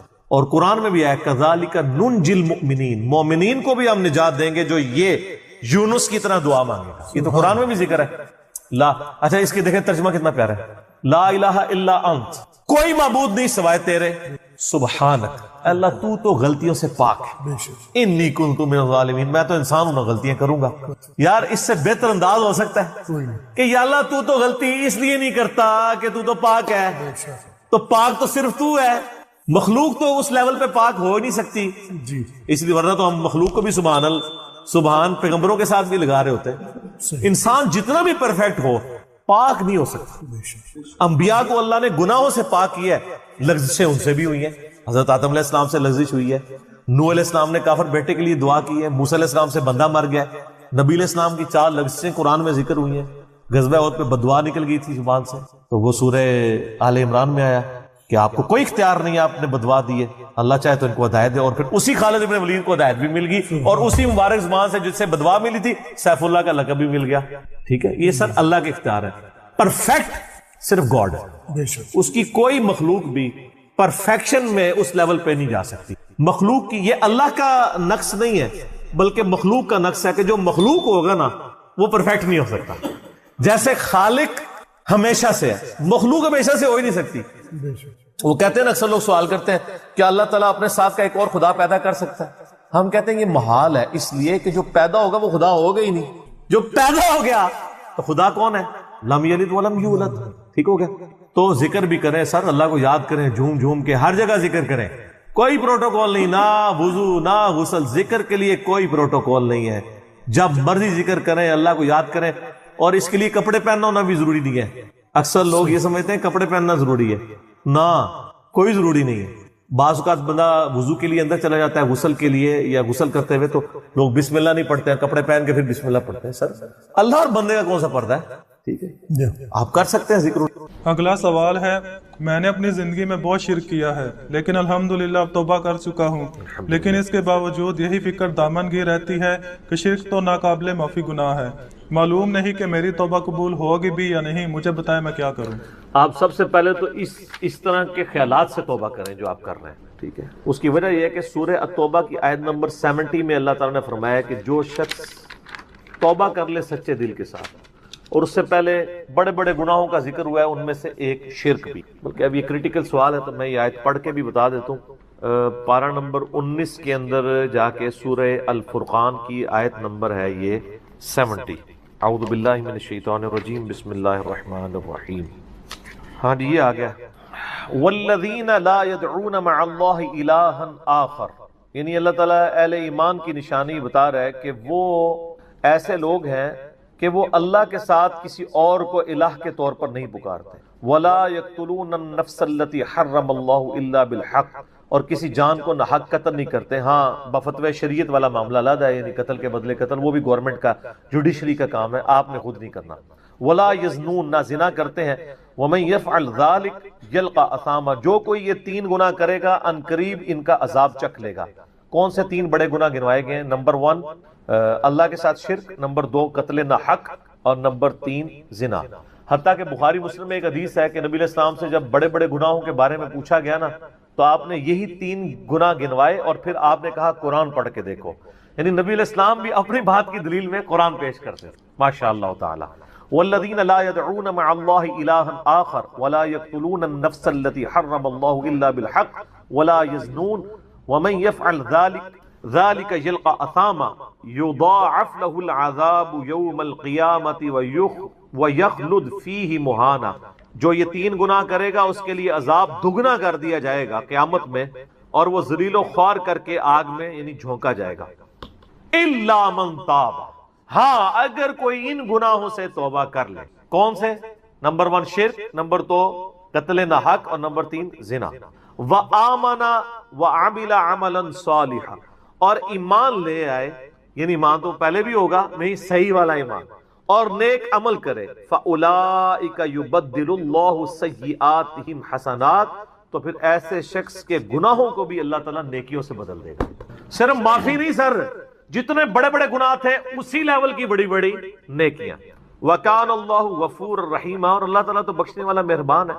وَمَن تَابَ وَعَمِلَ صَالِحًا، جو کوئی توبہ کرے اور نیک اعمال کرے، فَإِنَّهُ يَتُوبُ إِلَى اللَّهِ مَتَابًا، تو اللہ تعالیٰ کہتا ہے کہ میرے ذمہ ہے اس کی توبہ کو قبول کرنا. یعنی اللہ تعالیٰ نے اپنے اوپر خود سے واجب کیا، حالانکہ اللہ تعالیٰ کسی چیز کا پابند نہیں ہے کہ جو میری طرف رجوع لائے گا میں اسے ضرور معاف کروں. تو اگر کسی شخص کو اس طرح کا وہم آتا ہے نا، اور یہ وہم اس لیے بھی آ رہا ہوتا ہے، بعض اوقات لوگ یعنی اس کا ترجمہ کرتے ہوئے بالکل لفظی ترجمہ کر رہے ہوتے ہیں. قرآن حکیم کی آیات چونکہ پورے کانٹیکسٹ کے ساتھ ہوتی ہیں، بیک گراؤنڈ میں آیات نازل ہوئی ہوتی ہیں، لہٰذا میں جب بھی ان آیات کا ترجمہ کرتا ہوں نا، جب اسپیسیفکلی شرک کو ایڈریس کر رہا ہوتا ہوں، میرا لیکچر نمبر ہے مسئلہ نمبر 3 دعا صرف اللہ ہی سے، اور سچ پیپر بھی ہے اس کے اوپر، تو ہم یہ ترجمہ جو ہے نا یہ آیت ان اللہ لا یغفر ان یشرک بہ، بے شک اللہ اس گناہ کو کبھی معاف نہیں کرے گا کہ کوئی شخص اللہ کے حضور قیامت والے دن اس حال میں پیش ہوا کہ اس نے دنیا میں شرک کیا ہوا، یعنی بغیر توبہ کے وہ مرا. وَيَغْفِرُ مَا دُونَ ذَلِكَ لِمَن یشاء، اور شرک کے علاوہ ہر گناہ معاف کر دے گا، وہ بھی اوپن لائسنس نہیں، جس کے لیے چاہے گا. یعنی جو شخص شرک سے توبہ کیے بغیر گیا نا، اس کی تو توبہ ہے ہی نہیں قیامت. ہاں دنیا میں کر گیا وہ معاملہ علیحدہ ہے، قیامت میں اللہ سے اس حال میں ملا کہ اس نے دنیا میں شرک کیا ہوا اور توبہ نہیں کی، تو اللہ تعالیٰ اس کا گناہ معاف نہیں کرے. وَمَن يُشْرِكْ بِاللَّهِ فَقَدْ ضَلَّ ضَلَالًا بَعِيدًا، جو کوئی شرک کرتا ہے وہ گمراہی میں دور جا پڑا. وَلِعَوْذُ بِاللَّهِ تَعَالَى. دنیا میں تو میرے بھائی جامعہ ترمذی میں حدیث ہے، نبی علیہ السلام نے فرمایا موت کے غرغرے سے پہلے اللہ تعالیٰ توبہ قبول کرے. موت کے غرغرے سے مراد ہے نزع کا عالم طاری ہونے سے پہلے. جب کسی کو موت نظر آ گئی نا، اب وہ توبہ نہیں کر سکتا. وہ تو قرآن حکیم میں ہے نا، فرعون جب ڈوبنے لگا تھا تو اس نے کیا کہا تھا، میں ہارون اور موسیٰ کے رب پر ایمان لاتا ہوں، بنی اسرائیل کے رب پہ. تو اللہ تعالیٰ نے کیا فرمایا تھا، الآن، اب لایا ایمان. حالانکہ ایمان تو لے آیا تھا، وہ غرغرہ تو وہ لے ہی رہا تھا نا، غوطہ تو کھا رہا تھا نا. تو موت کے غرغرے سے مراد ہے نزع کا عالم طاری ہونے سے پہلے. اور اس میں ایک پوائنٹ کئی دفعہ ہائی لائٹ کر چکا ہوں، یہاں پہ بھی کر دوں. اگر آپ کو کسی شخص کے بارے میں یہ پتا چل جائے نا کہ اس کو لا علاج بیماری لگ چکی اور وہ اب کچھ عرصے میں ایکسپائر ہو جائے گا، جیسے کینسر ہے، یعنی ہم نے یہ لرن کر لیا نا کہ کینسر جب 3rd سٹیج کے اوپر پہنچ جاتا ہے تو وہ انسان بچتا نہیں. جس شخص کو کینسر ہوا ہے، یا سپوز اس کے گردے فیل ہو گئے، یا دل بالکل ایج پہ پہنچ چکے، ایسے لوگوں کو یعنی پاکستان انڈیا میں تو لوگ چھپاتے ہیں کہ پہلے ہی نہ کہیں مر جائے. وہ سن کے کتنی حیران کن بات ہے کہ مسلمان جس کے لیے موت ایسٹ ہونی چاہیے، چلو کافر کو تو سمجھ آتا ہے، اس نے تو دنیا ہی کمائی ہے نا، مسلمان بھی یعنی مرنے سے پہلے مر جاتے ہیں موت کا سن کے. ایسا تو نہیں ہونا چاہیے اصولاً. اور یہ ٹانٹ اللہ نے قرآن پاک میں یہودیوں کو دی ہے سورہ جمعہ کے اندر، کہ کہتے ہیں نا اللہ کے بڑے چہیتے ہیں، ان کو کہو کہ تم موت کی تمنا کرو اگر تم سچے ہو. اگر تم اللہ کے چہیتے ہو تو پھر موت تو تمہارے لیے خوشخبری ہونی چاہیے، لائبلٹی نہیں ہونی چاہیے، ایسٹ ہونی چاہیے. اب یہی تان ہمیں بھی آ رہا ہے، مسلمان کی حالت نہیں ہونی چاہیے، اس کو موت کا پتہ چلے تو جناب وقت سے پہلے ہی مرنے کی کوشش کرے. تو لیکن آپ یورپ امریکہ میں اگر کسی کو بیماری ہو نا، اس کو بتا دیا جاتا ہے کہ سر پلان کر لیں 6 مہینے ہیں، اور 6 مہینے بھی ان کے پلان ہے، وہ 6 سال بھی ہو سکتے ہیں، 6 گھنٹے بھی ہو سکتے ہیں، وہ تو اللہ کی مرضی ہے، وہ ایک ایسٹیمیٹ بتاتے ہیں. یہاں پہ لوگ چھپا لیتے ہیں. اس کا نقصان یہ ہے کہ نہ وہ اپنی لائف کو یعنی کوئی وراثت کے پوائنٹ آف ویو سے مینج کر سکتا ہے، اور سب سے بڑھ کے اسے توبہ کی طرف آپ کو لانا چاہیے. میں تو کہتا ہوں کسی کو کینسر ہو گیا ہے، ابھی اس میں موت کا غرغرہ نہیں آیا، کوئی کینسر ہوا ہے نا، پتہ نہیں کب مرنا ہے، ٹھیک ہے نا، نزع کا عالم بھی نہیں ہے، اس کو سب سے پہلے بتائیں کہ بھائی تمہیں لا علاج بیماری ہے، تمہاری ڈیتھ کسی بھی وقت ہو سکتی ہے، اللہ کی طرف رجوع لاؤ. سر اس نے پوری زندگی بھی عیاشی کی تھی نا، وہ اپنی آخرت مینج کر سکتا ہے، وہ تو خیر کر سکتا ہے، ہمیں بھی اپنی آخرت مینج کرنی چاہیے روزانہ، مرنے سے پہلے توبہ کرنی چاہیے۔ روزانہ ہم مرتے ہیں نا، صحیح بخاری میں حدیث ہے نا، نبی علیہ السلام رات کو سوتے ہوئے کیا دعا مانگتے تھے؟ اللہم باسمک اموت و احیا، میں تیرے نام پر مرتا اور جیتا ہوں، یعنی سوتا اور جاگتا ہوں، کیونکہ صحیح بخاری میں حدیث ہے موت جو ہے وہ نیند کی بہن ہے۔ اور جب آپ صبح اٹھتے ہیں تو وہ بھی صحیح بخاری میں دعا ہے، الحمدللہ الذی احیانا بعد ما اماتنا والیہ النشور، تمام تعریفیں اس اللہ کے لیے جس نے مجھے مرنے کے بعد زندہ کیا، یعنی موت کے بعد زندہ، اور میں نے پلٹ کے اس کی طرف جانا ہے۔ تو رات کو سونے سے پہلے توبہ کریں، اور سب سے بیسٹ توبہ تو وہ بخاری مسلم میں حدیث ہے، جس نے رات میں سورۃ البقرہ کی آخری 2 آیات پڑھ لی اسے ہر چیز سے کفایت کر جائیں گی۔ آمن الرسول بما انزل الیہ من ربہ والمؤمنون کل آمن باللہ وملائکتہ وکتبہ ورسلہ لا نفرق بین احد من رسلہ وقالوا سمعنا واطعنا غفرانک ربنا والیک المصیر لا یکلف اللہ نفسا الا وسعها آنورڈ۔ اس میں تجدید ایمان بھی ہے، اللہ پر ایمان، کتابوں پر، فرشتوں پر، اس کے بعد دعائیں ہیں، ربنا لا تؤاخذنا ان نسینا واخطانا، اس کے اندر توبہ شامل ہے۔ سب سے بیسٹ تجدید ایمان جو ہے سورہ بقرہ کی آخری 2 آیات ہیں، اور یہ ہمارے وظیفے میں ہم نے بلو کارڈ کے اوپر بھی لکھا ہے کہ نبی علیہ السلام نے فرمایا، اور یہ حدیث بخاری مسلم دونوں میں، جو شخص رات کو سونے سے پہلے سورۃ البقرہ کی آخری 2 آیات پڑھ لے، اس میں جو کچھ اللہ سے مانگا ہے وہ اس کو دے دیا جائے گا، یہ بھی الفاظ ہیں۔ تو اس میں کیا کچھ مانگا ہوا ہے؟ تو تجدید ایمان۔ پھر صحیح بخاری میں حدیث ہے کہ نبی علیہ السلام فرمایا جو صبح یقین کے ساتھ 1 دفعہ پڑھ لے سید الاستغفار، اور شام سے پہلے اگر مر گیا سیدھا جنت میں جائے گا، اور اگر شام کو پڑھ لیا پورے یقین کے ساتھ، یقین سے مراد ہے کہ باقی توبہ کا اس کا ارادہ ہوا، صبح سے پہلے مر گیا سیدھا جنت۔ اللہم انت ربی لا الہ الا انت خلقتنی وانا عبدک وانا علی عہدک ووعدک ما استطعت اعوذ بک من شر ما صنعت ابوء لک بنعمتک علی وابوء بذنبی فاغفر لی فانہ لا یغفر الذنوب الا انت۔ یہ سید الاستغفار ہے۔ تو یہ وہ ہے توبہ جو روزانہ کرنی چاہیے، نزا سے پہلے یعنی صبح پہ پڑھے شام کو پڑھے۔ بلکہ مسند البزار میں صحیح سند کے ساتھ ہے کہ نبی صلی اللہ علیہ وآلہ وسلم ہر فرض نماز کے بعد بھی سید الاستغفار پڑھتے ہیں، ہر فرض نماز کے بعد۔ ایک تو ہم پڑھتے ہیں نا اللہ اکبر استغفر اللہ استغفر اللہ استغفر اللہ اللہم انت السلام منک السلام تبارکت یا ذا الجلال والاکرام، اس کے بعد آپ سید الاستغفار آیت الکرسی بھی پڑھیں، آیت الکرسی کے بارے میں بھی آیا ہے سنن نسائی الکبریٰ کے اندر صحیح سند کے ساتھ، ہم نے گرین کارڈ میں ڈالا ہے کہ جو شخص آیت الکرسی فرض نماز کے فوراً بعد پڑھے گا مرتے ہی جنت میں جائے گا، لیکن نماز پڑھے گا، خالی آیت الکرسی نہیں، نماز کے فوراً بعد، تو نماز بھی اس کو پڑھنی چاہیے۔ تو اس طرح یعنی تجدید ایمان والا یہ معاملہ بھی کرنا چاہیے، اور یہ وہمی نہیں بننا چاہیے کہ اللہ تعالیٰ معاف نہیں کرے گا۔ صحیح بخاری اور مسلم دونوں میں حدیث ہے کہ میں اپنے بندے کے گمان کے قریب ہوں، جو بندہ میرے لیے گمان کرتا ہے میں ویسا ہوں اس کے، جو شخص یہ کہتا ہے اللہ مجھے معاف نہیں کرے گا تو اس کو واقعی اللہ معاف نہیں، اور جو کہے گا کہ اللہ تعالیٰ مجھے معاف کر دے گا اسے اللہ معاف کر۔ تو انشاءاللہ تعالیٰ یہ کبھی ایسا نہیں کرنا چاہیے اللہ تعالیٰ سے نا امیدی والا معاملہ۔ آپ اپنے رب کے وعدوں پر، نبی صلی اللہ علیہ وسلم کے وعدوں پر یقین رکھیں کہ جس شخص نے سچے دل سے توبہ کی ہے اس کی نہ صرف توبہ قبول ہوگی سورۃ الفرقان آیت نمبر 70 کے تحت، بلکہ اس کے گناہوں کو بھی نیکیوں سے بدل دیا جائے گا۔ تو اللہ تعالیٰ رجوع لانے والوں کو پسند فرماتا ہے، بار بار رجوع لاتے رہنا چاہیے، اللہ تعالیٰ سے اپنے آپ کو آزاد نہیں کرنا چاہیے، نیکی کی ہو یا نہ کی ہو، گناہ کیا ہو یا نہیں کیا، یہ علیحدہ سے بات ہے۔ نبی علیہ السلام سے بڑھ کر کون نیک ہو سکتا ہے؟ صحیح بخاری میں حدیث ہے کہ میں بھی روزانہ 70 سے زیادہ دفعہ اپنے رب کی طرف استغفار لے کے آتا ہوں، استغفر اللہ و اتوب الیہ، نبی علیہ السلام۔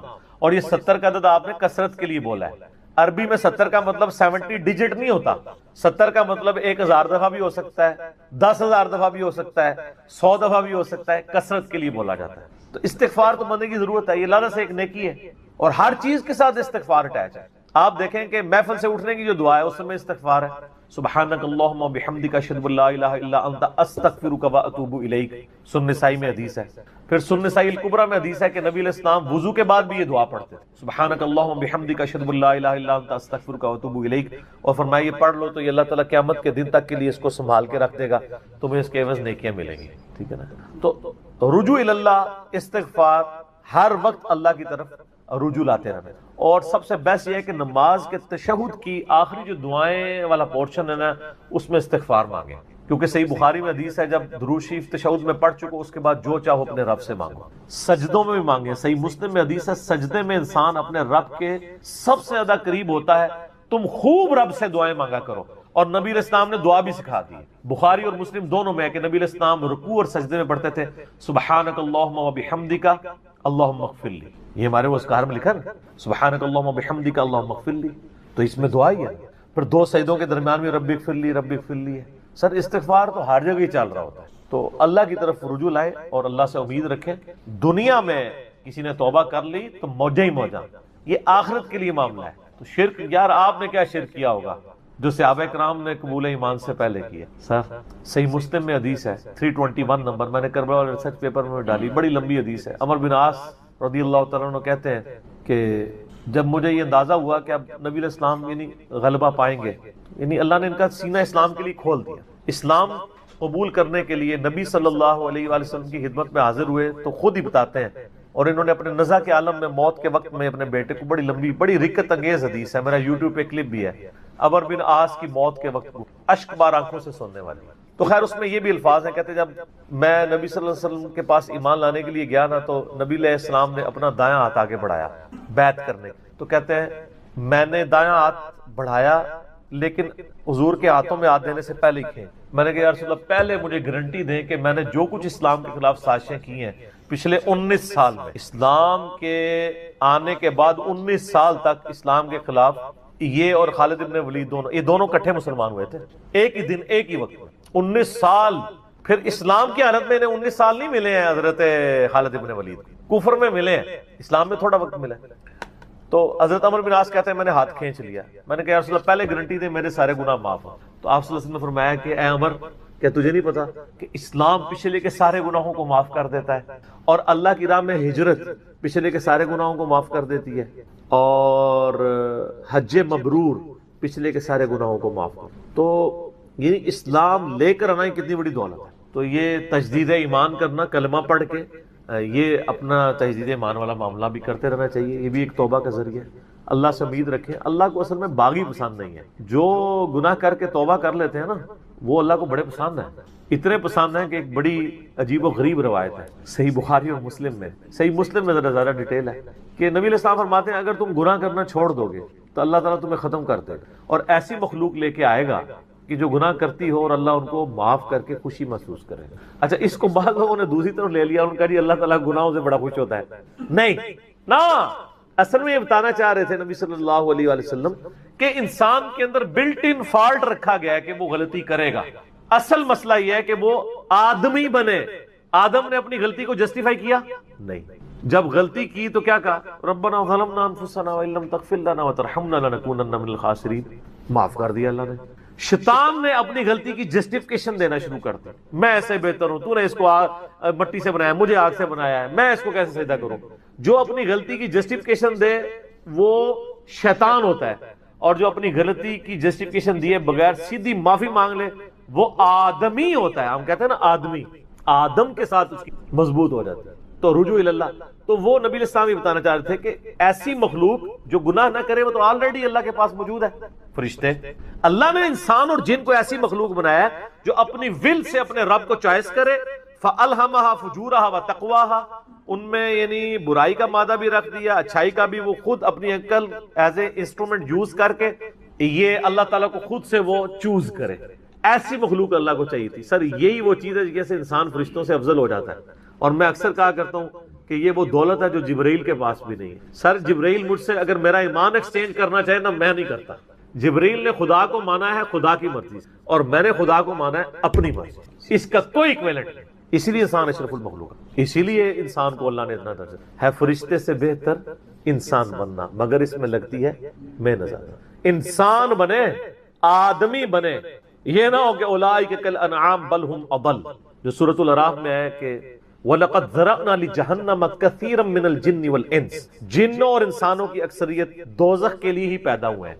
یہ اللہ نے ایکسپرٹ اوپینین دیا، یہ نہیں ہے کہ میں نے دوزخ کے لیے ان کو بنایا. ساتھ یہ ہے کہ ہم نے ان کو کام دیے تھے، یہ سنتے نہیں. سننے کا سا نہیں سنتے. آنکھیں دی تھی دیکھتے نہیں، دیکھنے کا سا دیکھتے نہیں، یعنی عبرت والا.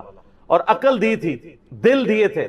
آپ عقل کر لیں ترجمہ، دل کر لیں، وہ سوچتے نہیں ہیں. اولئک کالانعام بل هم اضل، یہ تو چوپایوں کے مانند ہے بلکہ ان سے بھی بدتر ہیں، جو آنکھ کان اور عقل کو یوز کر حق بات تک نہیں پہنچتے. ولا تقف ما ليس لك به علم، 10 کمانڈمنٹس میں سے 9 کمانڈ کیا ہے؟ سورہ بنی اسرائیل آیت نمبر 36. اے انسان کسی چیز کی پیروی اس وقت تک مت کرنا جب تک تجھے اس کے بارے میں ڈیفینیٹ علم حاصل نہ ہو جائے. ان السمع والبصر والفؤاد کل اولئک کان عنہ مسئولا.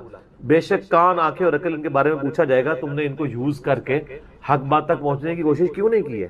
اچھا ہم کوشش ماشاءاللہ کر رہے ہیں لیکن دنیا میں حق بات تک پہنچنے. میں آپ سے ایک چھوٹا سا سوال کرتا ہوں. آپ موٹر بائک پہ جا رہے ہو، دن کے وقت آپ نے ہیڈ لائٹ کھولی ہوئی ہو، سامنے سے آپ کو کوئی یوں اشارہ کرے تو آپ اسے گالی سمجھیں گے؟ فوراً ہیڈ لائٹ آف کریں گے. لیکن معذرت کے ساتھ آپ کوئی دینی غلطی کر رہے ہو اور آپ کو کوئی ہائی لائٹ کرے تو آپ اس دینی غلطی کے ہائی لائٹ ہونے کو اسی اشاری کی طرح سمجھیں گے یا آگے سے اس کو پڑھ دیں گے؟ جہاں تو یہی ہوتا ہے، پڑھ دیتے ہیں. اسی لیے لوگ اکثر لوگ بتانا ہی چھوڑ گئے ہیں. وہ کہتے ہیں یار کیا دسیے، کتنے بوڑھے ہو چکے ہیں، وضو کرنے کا طریقہ نہیں، یہاں تک صرف بازو اوپر کیا ہوتا ہے، ان کو پتہ نہیں کونیوں سمیت دھونا ہے. سال لوگ دیکھ رہے ہوتے ہیں، کہتے ہیں یار چھوڑ. حالانکہ وہی بندہ اس وقت گڑھے میں گرنے لگے نا تو کتنے لوگ اس کو پکڑانے کے لیے آ جائیں گے، کیونکہ وہ فزیکلی نظر آ رہا ہوگا نا. آخرت کا گڑھا نظر نہیں آ رہا نا، انسان کہتا ہے خیر ہے. یہی ہمدردی ہماری آخرت کے پوائنٹ آف ویو سے بھی ہونی، اور یہی حوصلہ ہمیں سننے کے اعتبار سے بھی ہونا چاہیے. میں اکثر کہتا ہوں کہ دنیا میں اگر آپ کو گالی دے کے بھی آپ کے دنیا کے نفع کی کوئی بات کرے نا، فلانا ٹنگیا تو اتنے بیٹھے ہیں، ادھر تو اناؤنسمنٹ ہوئی ہے کہ جناب جو اپنا شناختی کارڈ لے کے آ جائے تو اس کو راشن فری مل رہا ہے، تو آپ کو اس دوست کی گالی یاد آئے گی کہ یار بڑی مہربانی، بعد میں بھی آ کے بھی شکریہ ادا کریں گے. لیکن وہی دوست آپ کو پیار محبت سے بات سمجھائے کہ یار یہ تم غلط کر رہے ہو، آپ اس کو کتے کی طرح پڑ جاتے ہیں. اور کوئی نہیں تو کہتے ہیں اس کو تمیز ہی نہیں بات کرنے کی. دنیاوی طور پہ وہ گالی نکال کے بھی دنیاوی فائدے کی بات کرے تو آپ تمیز کو نہیں دیکھتے، اور آپ کے آخرت کے فائدے کی بات وہ لجاجت سے بھی کرے تو آپ کہتے ہیں تمیز سے نہیں بات کر رہا. اصل میں آپ نے خود کبوتر کی طرح آنکھیں بند کی ہوئی ہیں. بلی کو غائب کرنا چاہتے ہیں لیکن بلی غائب نہیں ہوگی، تھوڑی دیر بعد آپ کی گردن مروڑ لے، بولے اعوذ باللہ تعالی. یعنی یہ ایک انسان کے اوپر ایک موت کی تلوار تو لٹک رہی ہے. ٹھیک ہو گیا؟ تو ان کو کہ بے فکر ہے، توبہ قبول ہے انشاءاللہ تعالی. اگلا سوال، کیا فرض نماز کے بعد 3 بار استغفر اللہ کے بعد ایک دفعہ سید الاستغفار بھی پڑھ سکتے ہیں؟ یہ بدعت تو شمار نہیں ہوگا. نہیں، کوئی بدعت نہیں ہوگا. صحیح مسلم میں حدیث ہے کہ نبی علیہ السلام فرض نماز کے بعد 3 دفعہ استغفر اللہ پڑھتے تھے اور پھر ایک دفعہ پڑھتے تھے اللہم انت السلام و منک السلام تبارکت یا ذا الجلال والاکرام. اور بخاری اور مسلم دونوں میں ہے کہ فرض نماز کا مکمل ہونا نبی علیہ السلام کی ہم تکبیر کی آواز سے پہچانتے تھے، یعنی بلند آواز سے آپ اللہ اکبر کہتے تھے. پہلے ایک دفعہ اللہ اکبر بلند آواز سے کہنا ہے، پھر 3 دفعہ آہستہ آواز میں استغفر اللہ. یہ ہمارے اہل حدیث بھائی جو ہیں اس سنت پہ عمل کر رہے ہیں، لیکن وہ استغفر اللہ بھی اونچا بولتے ہیں. استغفر اللہ اونچا بولنا خلاف سنت ہے، صرف اللہ اکبر بلند آواز سے. اور دوسری طرف علماء عرب ہیں، انہوں نے اپنے اذکار کارڈ میں سے اللہ اکبر نکال ہی دیا ہوا ہے، وہ صرف استغفر اللہ پڑھتے ہیں. اور جب ان سے پوچھیں کہ یار اللہ اکبر نہیں پڑھتے، وہ کہتے ہیں نہیں، یہ جو بخاری مسلم میں ہے نا کہ نبی علیہ السلام بلند آواز سے تکبیر پڑھتے تھے، تو تکبیر سے مراد استغفر اللہ ہے. دیکھیں آپ بندہ کو ضد میں، استغفر اللہ کس عربی ڈکشنری میں تکبیر ہے؟ اگر آپ نہیں مانتے تو ہم آپ کو علم الکلام اور فقہ والا جواب دیتے ہیں. بخاری مسلم میں حدیث ہے، حضرت ابو ہریرہ کہتے ہیں کہ نبی علیہ السلام جب نماز شروع کرتے تو تکبیر کہتے، جب رکوع میں جاتے تو تکبیر کہتے، جب رکوع سے سر اٹھاتے تو سمیع اللہ لمن حمیدہ ربنا ولک الحمد کہتے، جب سجدے میں جاتے تو تکبیر کہتے، جب سجدے سے سر اٹھاتے تو تکبیر کہتے. تو کیا وہ استغفر اللہ کہتے تھے؟ کہتے نہیں، وہ اللہ اکبر ہی ہوتا تھا. تو بخاری مسلم میں جو ہے کہ نماز کا ختم ہونا میں تکبیر کی آواز سے پہچانتا تھا، تو وہ بھی پھر استغفر اللہ نہیں، تکبیر ہی ہے. یہ میں نے فقی علماء عرب کو بھی دی تھی اور وہ بڑے ضد میں ہیں. وہ کسی کارڈ کے اوپر ان سے جو عربی کارڈ بھی چھپ کے آتے ہیں نا، آپ لوگ دیکھیں نا، وہ اللہ اکبر نہیں لکھا ہوتا. یہ تو شکر ہے دارالاسلام والوں نے، چونکہ انٹرنیشنلی سب سے بڑا ادارہ ہے اہل حدیث کا، انہوں نے جو اذکار والے چھاپے ہیں اس میں اللہ اکبر چھاپا ہے، تو یہ عام ہوا ہے. ورنہ پاکستان کے اہل حدیث بھی اس کے اندر مبتلا ہو گئے تھے. اب ایون یہاں جو عرب ملکوں سے اہل حدیث آتے ہیں نا، وہ اللہ اکبر نہیں اونچا کہتے ہیں، وہاں پہ ٹرینڈ نہیں ہے، وہ سنت ہی کھا گئے ہوئے. دیکھو ایک سوال میں کتنے جواب دیتے ہیں. تو استغفر اللہ کے بعد آپ سید الاستغفار پڑھ سکتے ہیں. بخاری میں حدیث ہے، جو بندہ سید الاستغفار صبح کے وقت ایک دفعہ پڑھ لے پورے یقین کے ساتھ، یہ انٹرنیشنل نمبر کے مطابق ہے 6306. ٹھیک ہے جی، ابھی تو میں جوان ہوں. اللہم انت ربی لا الہ الا انت خلقتنی وانا عبدک وانا علی عہدک ووعدک ما استطعت اعوذ بک من شر ما صنعت ابوء لک بنعمتک علی وابوء بذنبی فاغفر لی فانہ لا یغفر الذنوب الا انت. جو صبح کے وقت پورے یقین سے پڑھ لے، شام سے پہلے مر گیا تو جنتی، اور جو شام کو پڑھ لے صبح سے پہلے مر گیا تو جنتی. یہ صبح و شام کے اذکار بلو کارڈ میں ہمارا یہ ذکر موجود ہے. آپ یہ سید الاستغفار فرض نماز کے بعد پڑھ سکتے ہیں، بلکہ سنت بھی ہے. گرین کارڈ میں ہم نے نہیں ڈالا ہوا، جگہ نہیں تھی. مسند البزار میں صحیح سند کے ساتھ یہ حدیث موجود ہے کہ نبی علیہ السلام فرض نماز کے بعد بھی ایک دفعہ سید الاستغفار پڑھتے تھے. تو نہ صرف یہ جائز ہے بلکہ سنت ہے.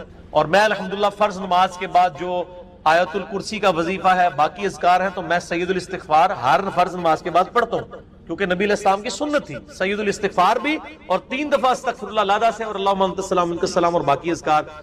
اور یہ تو میں صرف سمجھانے کے لیے کہہ رہا ہوں، یہ تو آپ گن بھی نہیں سکتے. قرآن پاک میں اللہ تعالیٰ نے فرمایا نا کہ اللہ کی نعمتیں اتنی زیادہ ہیں کہ تم انہیں شمار کرنا چاہو تو شمار بھی نہیں کر سکتے. تو وہاں سے اللہ تمہیں رزق دے گا، تمہیں گمان بھی نہیں ہوگا. اب رزق کے لیے ضروری نہیں ہے کہ آپ کے پاس مال و دولت اور آپ کے ایسٹس بڑھ جائیں. یہ بھی اللہ تعالیٰ کا بہت بڑا رزق ہے کہ آپ کے پاس جو تھوڑے بہت ایسٹس ہیں وہ سلامت ہیں. کسی ایک میڈیکل کیس کسی گھر کے اندر 1 کروڑ پڑتی بندے کو بھی لا کے زیرو پہ کھڑا کر سکتے. آپ کی زندگی میں کئی ایسے کیسز ہوئے ہوں گے جو دادے تک بک جاتے ہیں. اور مجھے واصف علی واصف صاحب کی بات یاد آ گئی. وہ کہتے ہیں میں وہ مسجد میں بیٹھا ہوا تھا تو ایک بندے کو میں نے دیکھا کہ وہ دعا مانگ رہا ہے کہ یا اللہ 25 سال پہلے جو میں نے دعا تجھ سے کی تھی وہ واپس لے لے، بس یہ دعا کر رہا ہے. کہتے ہیں وہ فارغ ہوا تو میں نے اس سے پوچھا کیا ہوا؟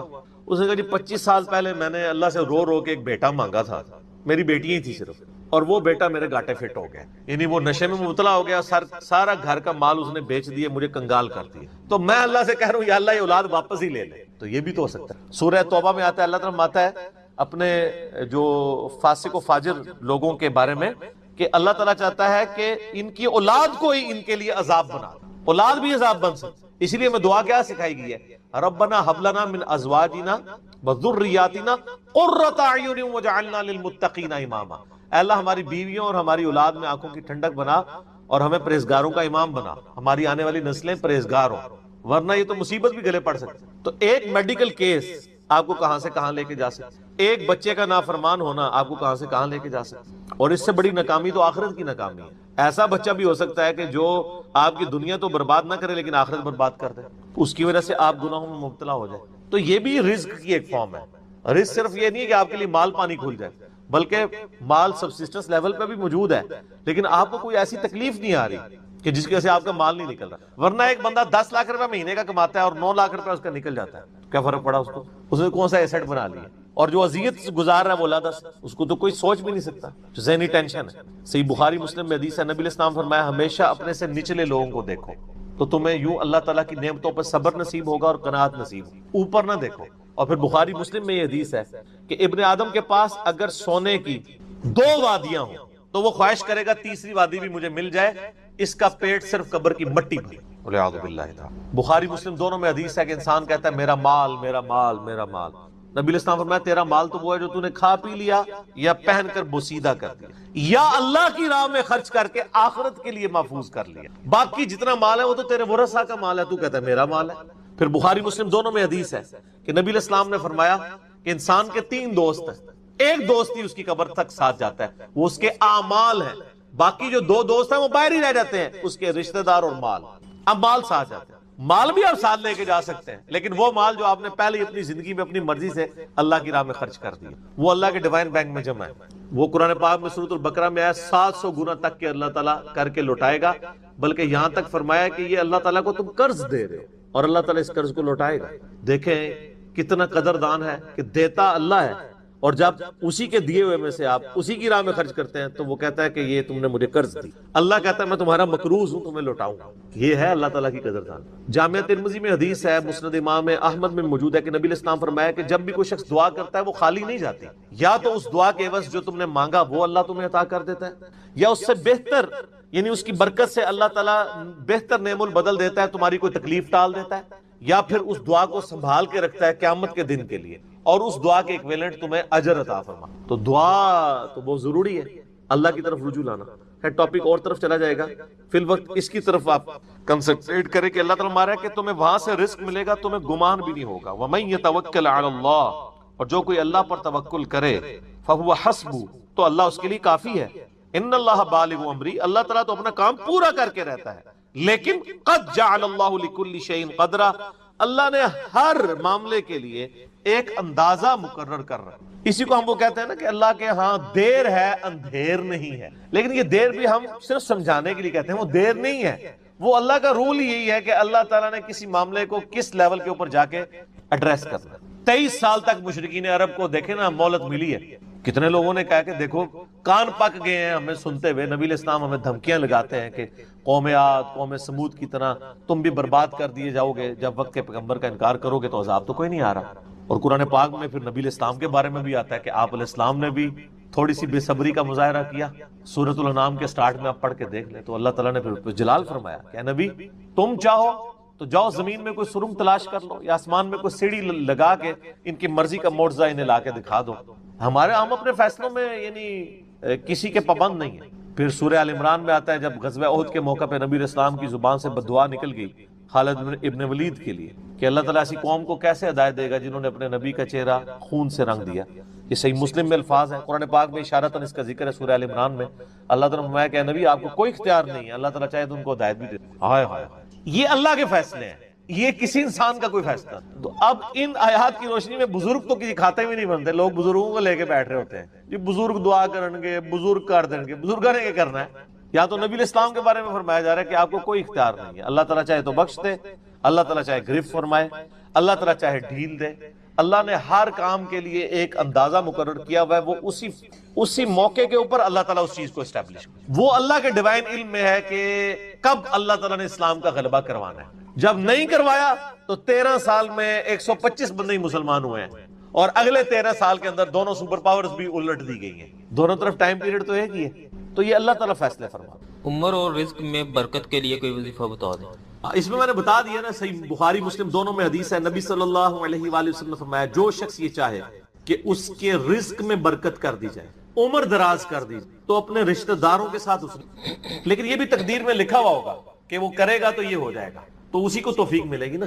تو اللہ تعالیٰ اس کی عمر میں برکت صرف یہ نہیں ہے کہ ایک بندہ 60 سال کا تو اب 100 سال پہ مرے. کئی 100 سال کی زندگی پاتے ہیں اور کام چوانی کا بھی نہیں کر کے مرتے, اور بعض لوگ 50 سال میں اتنا کام. امام شافعی کی عمر 55 سال تھی صرف جب فوت ہوئے ہیں. چلو شافعی کو تو چھوڑ دیں, اس سے پہلے آ جائیں. عمر بن عبدالعزیز 38 سال کی عمر میں فوت ہوئے ہیں. 38 سال کی عمر میں 3 براعظموں پہ ایسے نقوش چھوڑ گئے ہیں کہ آج دنیا حیران ہے. تو ان کو تو عمر بھی کوئی نہیں ملی. یہ نہیں ہوتا کہ آپ کو عمر کتنی ملی ہے, آپ نے اس عمر میں کیا کیا ہے.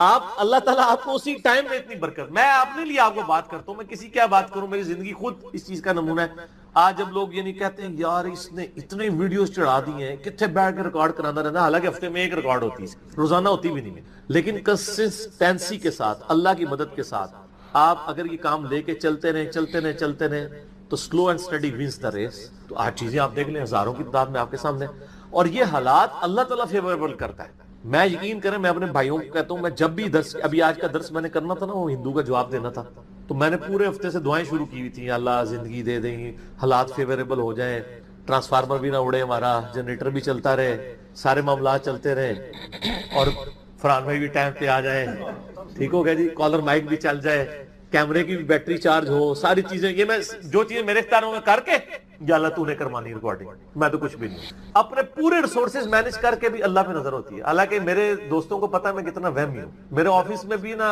جب سب سے مشکل کوئی ٹاسک میرے والے کیا جاتا ہے, اور وہ ہمارے باس کہتے ہیں یار اس کو دے کے تم بھول جاؤ, پھر وہ کام کر کے آپ کو بتائے گا. تو کیوں میں وہم ہوں, جس کام میں ہاتھ ڈالتا ہوں نا, میں دنیاوی اعتبار سے ہر چیز اس کے حوالے سے مینج کرتا ہوں, لیکن ساتھ مسبب الاسباب پہ نظر ہوتی ہے کہ یا اللہ یہ جو کچھ میں کر رہا ہوں نا, یہ تو میں اسباب کر رہا ہوں نا, میرے ساتھ کوئی بھی پرابلم ہو سکتی, کسی کے ساتھ کوئی این ٹائم یعنی اس کے اوپر فیملی کے اوپر کوئی ایسا ایشو آ سکتا ہے کہ درس کینسل کرنا پڑ جائے, ہو سکتا ہے نا. جس طرح ایک بار یعنی اچانک جو ہے وہ یعنی ہمارا درس کینسل ہو گیا تھا, عثمان بھائی کی والدہ فوت ہو گئی تھی, ہمیں اپنا درس کینسل کرنا پڑا, ایگزیکٹ اسی دن ہی ہو گیا اس طرح.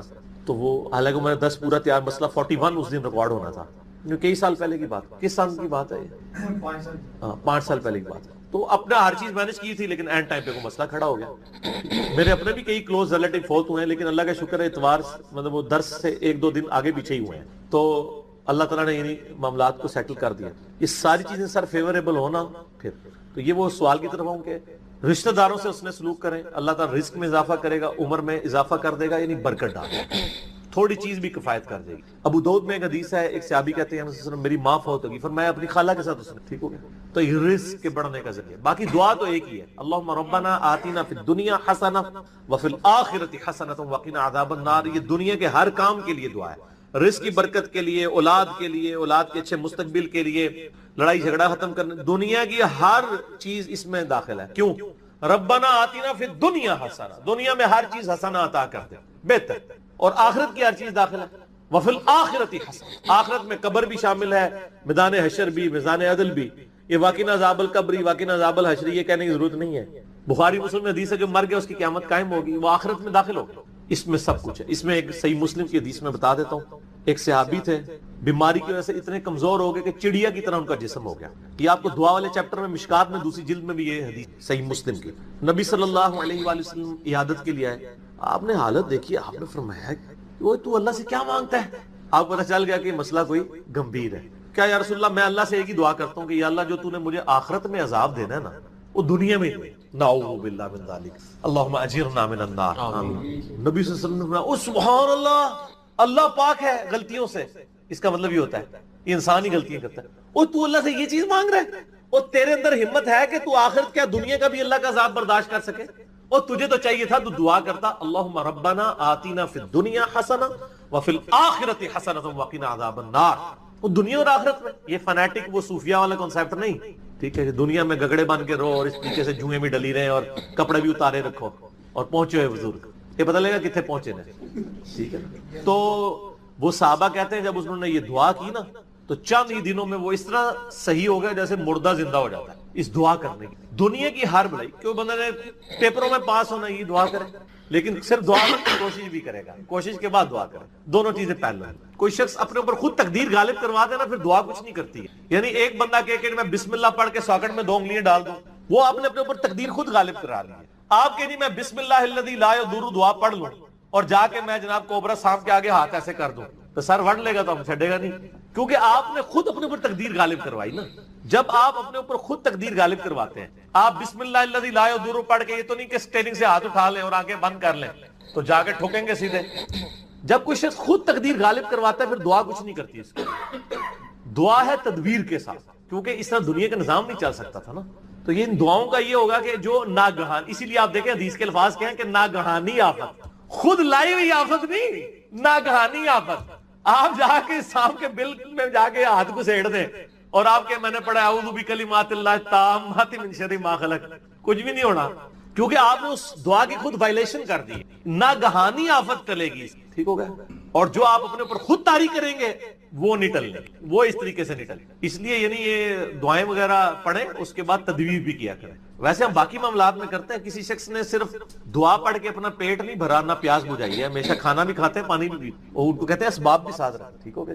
وما من دابۃ فی الارض, اور زمین پہ چلنے پھرنے والی کوئی بھی مخلوق ایسی نہیں ہے, الا علی اللہ رزقها, مگر یہ کہ اس کا رزق اللہ کے ذمہ کرم کے اوپر ہے. ہمیں تو چند ایک مخلوقات نظر آ رہی ہیں نا جن کا رزق آپ دیکھ رہے ہیں. ابھی اگر آپ کو ویل مچھلی کا رزق بتایا جائے جو پیسیفک میں اور اٹلانٹک میں آج بھی ہزاروں کی تعداد کے اندر ہے, ایک چھوٹی ویل مچھلی بھی ایک وقت کا 500 کلو گوشت کھا جاتی ہے, 500 کلو. اور جو بڑی ویل مچھلی ہیں وہ تو آپ چھوڑ دیں, 30 ہاتھیوں کے برابر بھی ویل مچھلی ہے, اتنی بڑی بڑی ویل مچھلی ہیں, 30 ہاتھی 30 ان کے برابر ایک ویل مچھلی. اس کا رزق بھی اللہ تعالیٰ پورا کر رہا ہے. آپ کو تو بس چڑیاں نظر آ جاتی ہیں زیادہ زیادہ, تو کسی کے دماغ میں آ سکتا ہے کہ یار چڑیوں کا رزق اللہ پورا کر رہا ہے, تو زیادہ زیادہ اتنا ہی دماغ میں رزق آتا ہے. آپ ذرا ان جانوروں کے بارے میں سوچیں, اتنے بڑے بڑے جانور سمندر کے اندر, خشکی میں تو اتنے بڑے جانور ہی نہیں ہیں جتنے پانیوں کے اندر موجود ہیں, اور ان تمام کے رزق کی ذمہ داری اللہ تعالیٰ نے لی ہوئی ہے. لیکن یہ رزق کی ذمہ داری ہے کوشش کے ساتھ جڑی ہوئی ہے. یہ نہ سمجھیں کہ ویل مچھلی کے منہ میں آگے اللہ تعالیٰ کو چیز ڈال دیتا ہے, نہیں, کوشش کرنی پڑتی ہے, انسان کو بھی کوشش کرنی پڑتی ہے. اللہ نے دنیا کو اسباب کے ساتھ جوڑا ہوا ہے. ہاں کوشش کرو گے رزق ملے گا. پوٹینشلی رزق اللہ تعالیٰ نے قیامت تک کے لیے اس پلانٹ ارتھ پہ رکھ دی ہے. دیکھیں آج سے آلموسٹ 200 سال پہلے تک تو کسی کو پتہ ہی نہیں تھا کہ زمین میں انرجی کا اتنا بڑا خزانہ موجود ہے تیل کی شکل میں.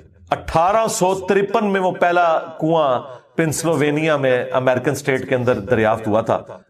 کرنل ایڈون نے کیا تھا. اتنی ماشاءاللہ مٹھی داڑھی تھی, ہے کرسچن تھے ویسے وہ. اور عرب ملکوں میں وہ تو 20ویں صدی کے اندر تیل نکلا ہے, 1960 کے قریب جا کے یہ تیل نکلا ہے عرب ملکوں میں. اب میرا سوال یہ ہے کہ 1300 سال تک سارے بزرگان دین آج عمرے کے لیے جاتے رہے, جو نیچے نگاہ مارتے تھے تو ساتوں زمینیں کراس اور اوپر عرش پہ نگاہ پہنچتی تھی, کسی بزرگ کو تیل نہیں نظر آیا عرب کی سرزمین میں. ایسے بزرگوں سے جان چھڑا سکتے تھے, جو اتنے تے گئے نہیں ہون گے, تے مکے مدینے تے گئے سن نا, اتوں لنگے نے نا, کسی نے تیل نظر آیا. دنیا کو اللہ نے بقدر ایفرٹ رکھا, اور یہ بھی اب مزید کوئی 50-60 سال کا تیل رہ گیا. پھر آنے والی دنیا ذکر کرے گی کہ